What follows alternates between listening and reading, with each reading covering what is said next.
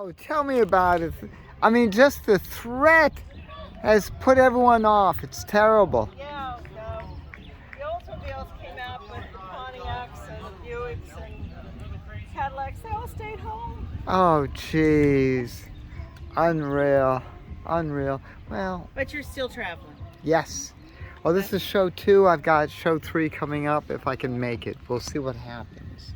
Now tomorrow we'll be in York Springs, and that will be fine because the weather will be good. As we were saying, the Olds came out, braved the weather. Here it is. Nice convertible. You know me, I love a drop top. Little 350 under the hood. Yeah, what's funny is that, oh, look at that. Interesting the way how that's added onto the brakes there. Almost like an ABS. Very intriguing. This is a 72 Supreme. So it's the luxury version. It's got power windows. That is nice. That we've got a dealer tag. Scott on the main line. Oh, I feel the moisture. Look at this 66. You know me with the 66. I love it. Just love it. GM's foray into front wheel drive. This thing was just landmark. Absolute landmark.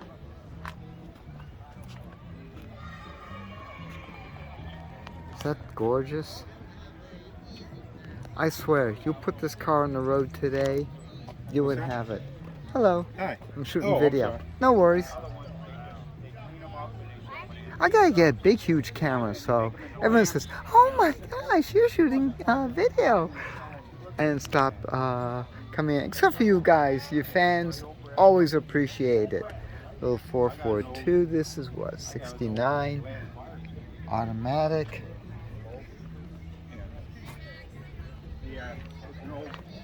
Nice job. Again, drop top. We love it. Hey! How you doing? The look at this Calais. Pretty good. How you doing? I know. You gotta get more stuff on the calendar. What can I say? Yeah.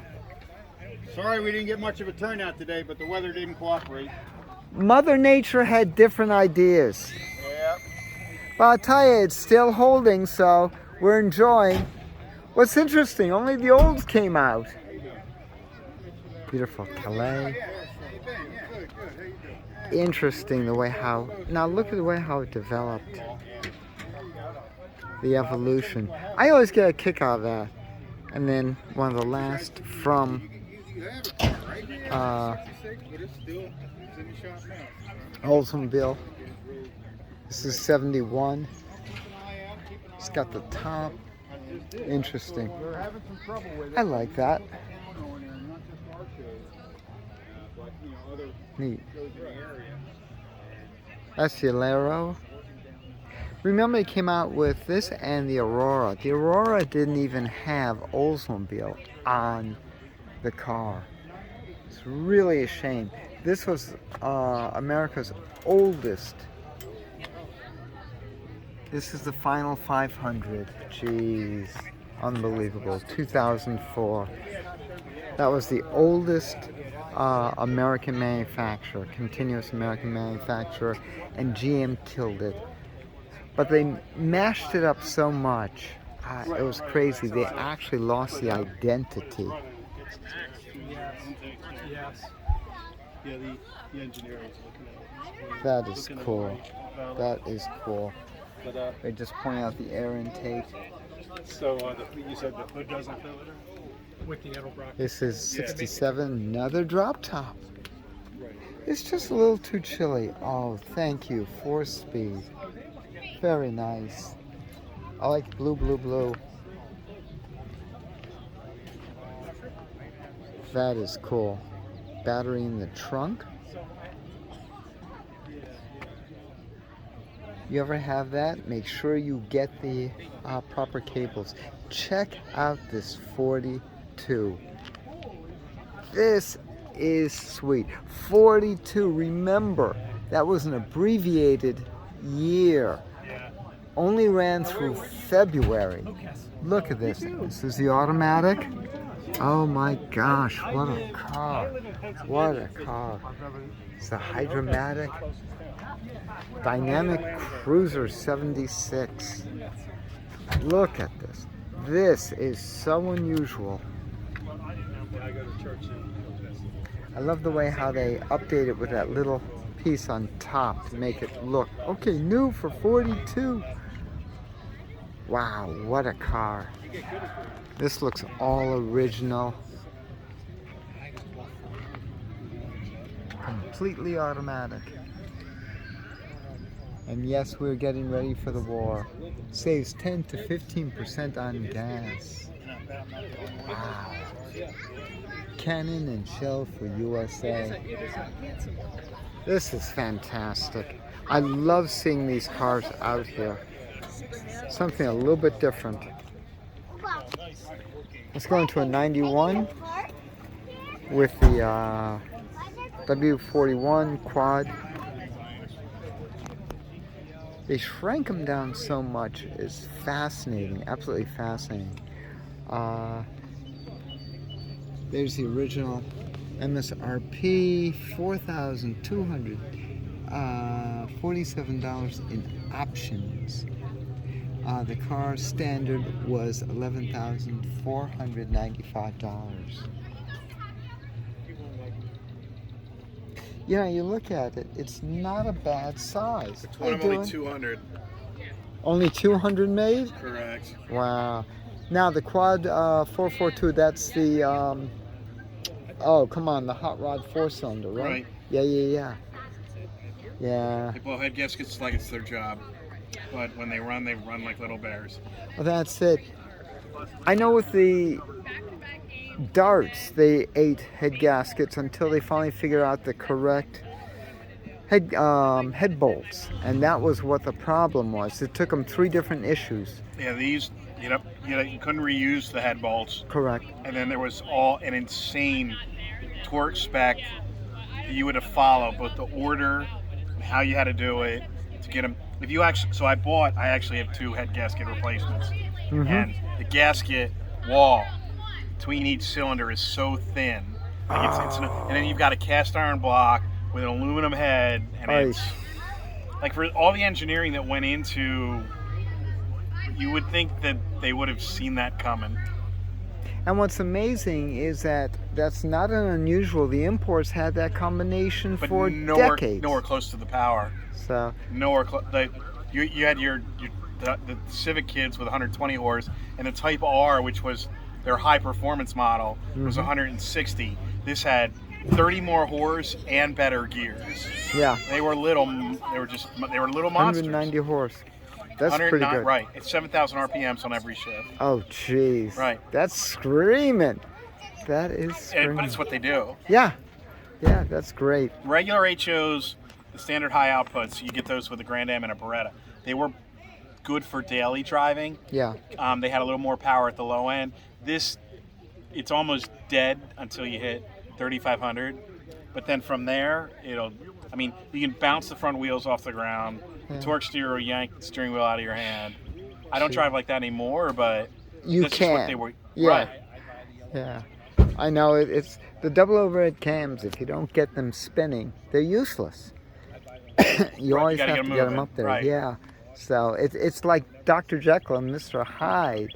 You're driving along. Right, What's the exactly. big deal? All of a sudden it kicks you in the ass. It's, who the hell is under the hood? Have you been in one? No.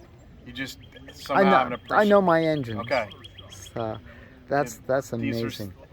I'm a V8 guy. Like, for all the guys who look sideways at it for it being a front-wheel drive car, like, I get it. Yeah. I'm a V8 guy too, but there's something that happens when you drive one that just you gotta experience, and you understand. I know. Believe me, you're singing to the choir. What I like is that I used to really goat people on with the big muscle cars, my little Honda Civic, and then I'd hit a tight turn and just keep my foot in it. Yeah, Right. they couldn't do it. It Sure. was so much Oh fun. yeah, these are all designed to go straight. Yeah, Right. yeah. Oh, this is great. How many years did they build the quad now? So 442. this was only available for 2 years, 90 and 91. Mm-hmm. This example is one of only 200 with the W41, which is the longer duration cams, Right. 394 final drive ratio. You can get it with a standard high output, 180 horse with a 361 gear, not just in this. In this, but not at W41. They made the numbers like close to 3,000. I had one of those. That's what started my kick. Ah. Same engine, same drivetrain you get in a Grand Am. Mm-hmm.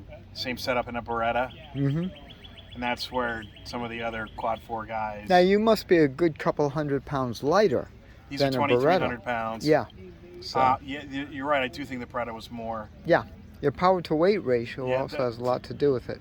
Right. Well, and then this chassis was replaced by the Achieva, where you could still get the drivetrain starting in '92. But to your point, and I had two of those. They were a good 300-400 pounds heavier. And no, like, even though it's been years since I had that car, it really doesn't take off the way this one. Yeah. Oh, that's great. Thanks for the insight. I appreciate it. Appreciate your. This is great. I appreciate someone who appreciates the car and doesn't look sideways at it. Oh, I know. Oh, it's one of those little ones. Yeah. Right, No. a lot of the big V8. But I understand that. If I had some of these really, your late '60s, early '70s 442s, I would look sideways at this too. Yeah. And say that It's it was a different car, though, and understand it as such. They both have their places. Right. Agreed. Yeah, it's like you want to get on the strip, you want to be an animal, you want torque at the bottom end, go for a Right. 69, Exactly. 442. You want to do something after a quarter mile, here you go. Right. Wow. These topped out too. Well, you top could down take a is one turn. thing. Yeah, you could take a turn and really run them. That's the difference. The Achieva handled better than this. It's very floaty. It has a special FE3 suspension package. Okay. But it's very floaty. Yeah. The Achieva had a wider stance, Mhm. which really helped. Yeah, always does. Always does. Yeah. But yeah. Oh well. Thank you very much. for your I time. appreciate it. I'll be back with flyers and give you my commercial. Cool. Oh, back to the classic muscle. This is just Cutlass 1970. I cannot believe the amount of convertibles here. This is amazing. By the way, just to give you perspective on what they did, GM really dropped it down quite a bit, for better or worse.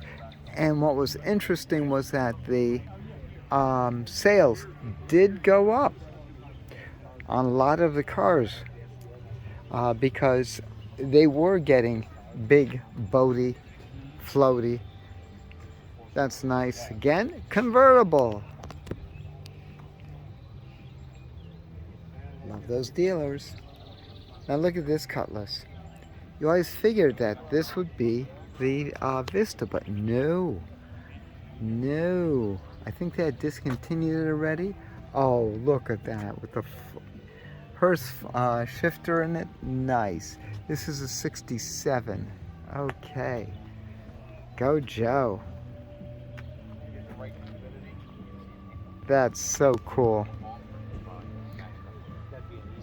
Let me say it, another drop top. I swear, the Delaware Valley Oldsmobile Club has more drop tops than anyone else.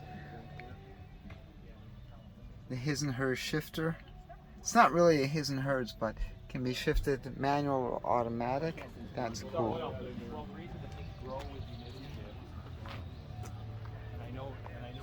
Nice.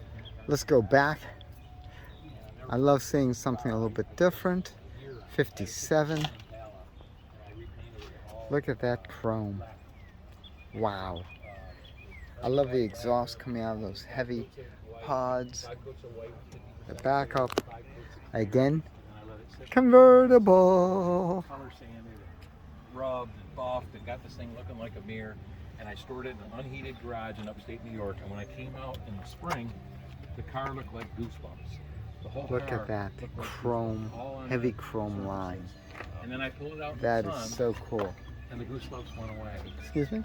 And then as I drove it more and more, anytime there Those was a damp Super day, the 88. goosebumps would come up, the goosebumps would go away, and it drove me nuts. And what it actually was oil got in the lines of the compressor. That is so sweet. Look at the way how they did My dad the had this oil compressor. red on the She grill. died I while like was that. driving The I went to driving Taylor lights, Reynolds, and I rented the a compressor, 3 and the damn thing, hey, car used it in construction, and it pushed oil through to the gun. And I ended up having to strip the whole hood car emblems. I'm doing good today. I'll be alright. I get something to eat. That is cool.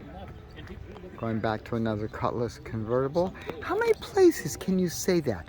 Another Cutlass convertible. And this one is proper with the top down. What's cool with these is that they have the heat that you can put the top down and go cruising. Quite nice. Alright, again, this is Pam from NortheastWheelsEvents.com at the Pontiac Oldsmobile Buick and Cadillac show put on by the Delaware Valley Oldsmobile Club. Unfortunately so, the weather has scared off everyone except for the Oldsmobiles. This is of course the Delta 88, 66, yeah, 66. He was lucky to find parts, right?